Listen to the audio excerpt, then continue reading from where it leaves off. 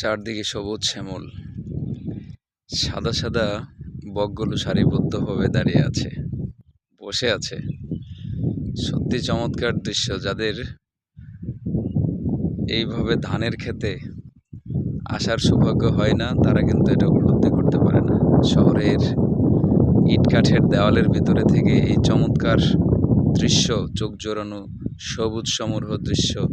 কৃষক ষাঁড় নিয়ে তার খেতে খেতে যাচ্ছে ক্ষেতের আহার দেওয়ার জন্য, আর বকগুলো রিজিকের অপেক্ষায় ঠায় দাঁড়িয়ে আছে। দেখেন, সত্যি মনোমুগ্ধকর দৃশ্য। দূরে তাল গাছগুলো এক পায়ে দাঁড়িয়ে আছে। কৃষকেরা তার মনের মাধুরী মিশিয়ে তার নিজের ক্ষেতের পরিচর্যা করছে। সত্যি সত্যি অবাক করার দৃশ্য।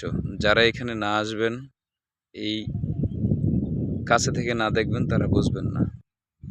আপনারা দেখতে পাচ্ছেন বকগুলো কিভাবে বসে আছে, হস এইভাবে একে একে উড়াল দিচ্ছে। ওয়াও! এখনো কিছু কিছু বক আত্মবিশ্বাস নিয়ে কিন্তু দাঁড়িয়ে আছে। সত্যি চমৎকার।